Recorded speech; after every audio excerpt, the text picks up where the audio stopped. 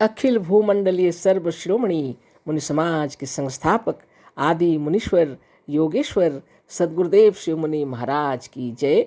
उपस्थित मुनि वृंद, साधु सज्जन वृंद, संत वृंद, साधक वृंद, आध्यात्म ज्ञान के जिज्ञासुओं और प्रेमियों, सभी श्रोता वृंद, आप सबको मेरा कोटिशः नमन, सब प्रेम जय जीव।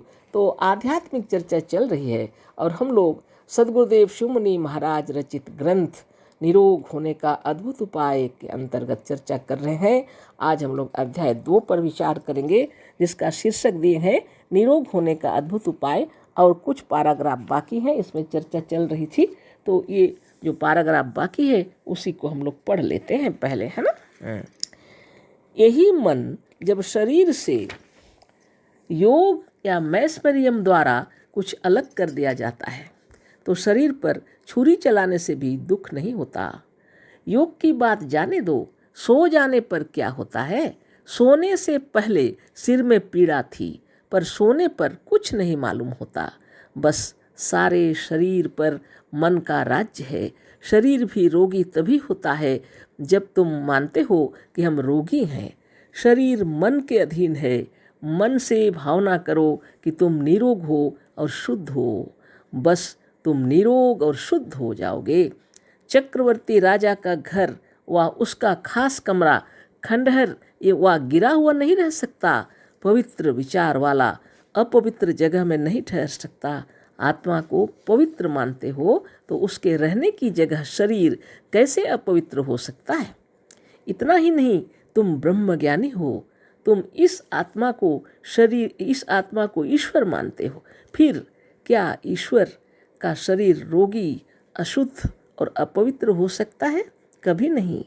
आत्मा या परमात्मा निर्विकार और परम पवित्र है, अतः इसके रहने की जगह शरीर कभी विकारवान और रोगी नहीं हो सकता। आत्मा या परमात्मा की शक्ति चक्रवर्ती राजा से भी अधिक है। तुम भी मानते हो, तुम्हें भी परमात्मा की शक्ति का ज्ञान है, फिर तुम दुखी क्यों हो? हम ऊपर कह चुके हैं कि सम्राट का खास कमरा खंडहर व गिरा पड़ा नहीं रह सकता, तो क्या इस परमात्मा के रहने की जगह इसका घर कभी विकारवान या रोगी रह सकता है? कभी नहीं। फिर रोगी क्यों मालूम होता है? इसका कारण तुम्हारी भावना है। तुम रोगी नहीं हो, पर अपने को रोगी मानते हो। यही रोग का कारण है। हम बड़े रोगी हैं, हमें रोग मार डालता है, यही भावना तुम्हें रोगी बनाए है। तुम कहते हो कि भावना से क्या हो सकता है। यह सब वितंडावाद है। बीमार पड़ोगे तब जानोगे। भावना करने से बीमारी नहीं छूट सकता। ये अशुभ विचार रोगों को और असाध्य कर देंगे। कभी ऐसा मत सोचो। भावना में बड़ा बल है, तुम्हें स्वयं अनुभव है, चाहे मानो व ना मानो। तुम कहते हो कि भावना की शक्ति हम भी मानते हैं, पर केवल भावना से ही कोई अच्छा नहीं हो सकता। बस यही विकार रोग है, यही रोग का कारण है, यही तुम्हारी कमजोरी है। इसी से तुम्हारा भावना तुम्हारे रोगों को अच्छा नहीं कर सकती है। भावना सर्वथा रोग को अच्छा कर सकती है। भावना के बल पर विश्वास लाओ। भावना करो और विश्वास के साथ भावना करो कि हम निरोग हैं, बस सारा शरीर निरोग हो जाएगा। पर भावना विश्वास के साथ करो, विश्वास ही के साथ नहीं, दृढ़ विश्वास के साथ। विश्वास जितना ही दृढ़ होगा, भावना उतनी ही बलवती होगी। जैसे व्यायाम करने से शरीर पुष्ट होता है, ठीक उसी तरह से दृढ़ विश्वास के साथ और चित्त को एकाग्र करके भावना करने से मन पुष्ट होता है। जिस बात को हम चाहते हैं उसकी बार बार भावना करते हैं, और बार बार भावना करने से मन बलवान होता है, और मन ज्यों ज्यों बलवान होगा त्यों त्यों शरीर के ऊपर उसका प्रभाव अधिक पड़ेगा, और बलवान मन जो चाहेगा वही हो जाएगा। मन और मन का विचार दोनों एक हैं, और हमारे विचारों की जो दशा होगी वही हमारे शरीर की होगी। बुरे विचार हमें एक क्षण में ही बीमार कर डालते हैं, और यदि बुरे विरुद्ध अशुद्ध और असत्य विचार बीमार डाल सकते हैं, तो क्या उत्तम उच्च और सत्य विचार हमें निरोग नहीं कर सकते? विचार, भावना, संकल्प और मन निराकार होने पर भी शून्य और अवस्तु नहीं है। ये वस्तु है और ऐसी वस्तु है कि सारा संसार के सारे साकार और निराकार पदार्थ इसी के रचे हुए हैं। निराकार मन व विचार स्थूल संसार और शरीर का रूप धारण करता है। अतः यह जिसने बनाया है उसी का इस पर प्रभाव है और इसकी भलाई और बुराई दोनों इसी मन, विचार और भावना के अधीन है। सद्गुरुदेव शिव मुनि महाराज की जय। तो कितनी बड़ी बात है, देखिए मन की महिमा बतला रहे हैं सद्गुरुदेव, है ना। कह रहे हैं गुरुदेव, यही मन जब शरीर से योग या मैस्मरिज्म द्वारा कुछ अलग कर दिया जाता है, यानी मन को जब शरीर से मैस्मरिज्म या योग के द्वारा कुछ अलग कर दिया जाता है तो शरीर पर छुरी चलाने से भी दुख नहीं होता। ये गुरुदेव बतला रहे हैं और ये तो सबको पता है। योग की बात जाने दो, सो जाने पर क्या होता है। सोने से पहले सिर में पीड़ा थी, पर सोने पर कुछ नहीं मालूम होता, बस सारे शरीर पर मन का राज्य है। इसका उदाहरण दे रहे हैं गुरुदेव। शरीर में जो भी तकलीफ थी पहले, सोने से पहले, मान लीजिए सिर में पीड़ा थी, लेकिन जब सो गए तो कुछ पता नहीं चला। सारे शरीर पर मन का ही प्रभाव है, कह रहे हैं। शरीर से हटकर जब मन अपने में एकाग्र हो गया तब वहाँ पर आप स्वप्न की दुनिया में पहुँच जाते हैं या तो गहरी नींद में सो जाते हैं। उसमें मन का शरीर पर उतना प्रभाव नहीं रहता। इस कारण से सिर की पीड़ा को भी आप भूल जाते हैं, है ना।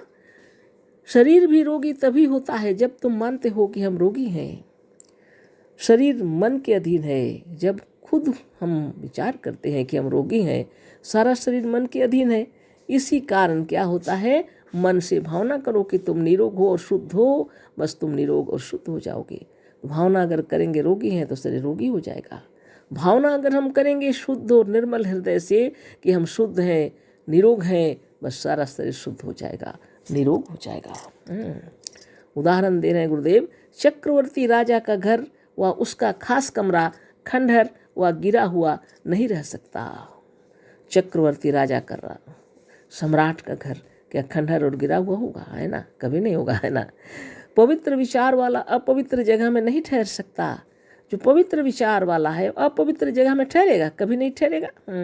जहाँ लोग शराब पी रहे हैं उस जगह में कोई शुद्ध विचार का व्यक्ति ठहर सकेगा नहीं ना। बहुत सी ऐसी जगह है जहाँ पवित्र विचार वाले नहीं जा सकते, नहीं रहना चाहते ना।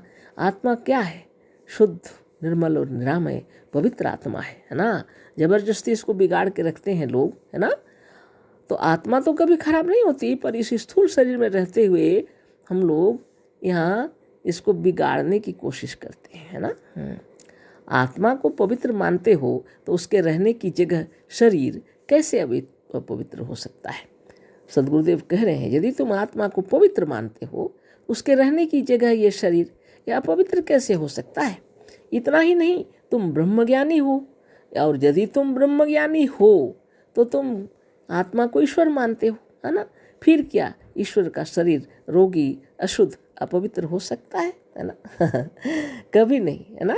आत्मा या परमात्मा निर्विकार और परम पवित्र है, अतः इसके रहने की जगह शरीर कभी विकारवान और रोगी नहीं हो सकता। आत्मा या परमात्मा की शक्ति चक्रवर्ती राजा से भी अधिक है। तुम भी मानते हो, तुम्हें भी परमात्मा की शक्ति का ज्ञान है, फिर तुम दुखी क्यों हो। हम ऊपर कह चुके हैं कि सम्राट का खास कमरा खंडहर व गिरा पड़ा नहीं रह सकता। तो क्या इस परमात्मा के रहने की जगह, इसका घर कभी विकारवान या रोगी रह सकता है, कभी नहीं। अनेक उदाहरण देकर सद्गुरुदेव यह बतला रहे हैं कि यह शरीर में जो रहते हैं वही परमात्मा है। साधारण एक सम्राट, चक्रवर्ती सम्राट का घर भी खंडहर व गिरा पड़ा नहीं रहता। उसका खास कमरा इतना सुंदर होता है, और जिसमें तुम रहते हो, यानी भगवान रह रहे हैं, कह रहे हैं गुरुदेव, जिसको परमात्मा कह के तुम जानते हो, वो ये घर में रहते हैं, इस शरीर में। यह शरीर विकारवान कैसे होगा, है ना। असंभव, गुरुदेव कह रहे हैं। विकार कहाँ उत्पन्न हो रही है, हमारे मन में, हमारी भावना में, और यही हमें रोगी बना के रखा है। हम बड़े रोगी हैं, हमें रोग मार डालता है, यही भावना तुम्हें रोगी बनाए है ना। तुम कहते हो यह रोग का कारण है, तुम जो कहते हो वही रोग का कारण है ना। तुम जो कुछ कहते हो वही रोग का कारण है। तुम कहते हो कि भावना से क्या हो सकता है, तुम स्वयं कहते हो अरे भावना से क्या हो सकता है, यह सब वितंडावाद है। तब क्या होगा, बीमार पड़ोगे तब जानोगे, लोग कहते हैं। अरे ऐसी बात नहीं है ना, भावना करने से बीमारी नहीं छूट सकती, लोग कहते हैं। ये अशुभ विचार रोगों को और असाध्य कर देते हैं, कर देंगे। यदि आप यही सोच रहे हैं कि भावना से शरीर अच्छा नहीं हो सकता, भावना सब वितंडावाद है ना, तो फिर ये तो बीमारी को और असाध्य करेंगे। ये जो अशुभ विचार है इनको दूर करना है। कभी ऐसा मत सोचो, सदगुरुदेव कह रहे हैं भावना में बड़ा बल है ना। कभी भी ऐसा मत सोचो भावना में बड़ा बल है। तुम जैसा सोच रहे हो ये भावना से शरीर अच्छा नहीं होता, ये भावना करना बेकार है, जब तुम बीमार पड़ोगे तब तुम्हें पता चलेगा। ये सब बातें और असाध्य कर देती हैं रोगों को, है ना। ऐसा कभी मत कहो, कहते हैं भावना में बड़ा बल है, तुम्हें स्वयं अनुभव है, चाहे मानो व ना मानो, है ना। तो इस तरह की बात है, कल फिर इस पर चर्चा होगी, है ना। सदगुरुदेव शिव मुनि महाराज की जय। कोटि से नमन, सप्रेम जय जीव। अशेष धन्यवाद।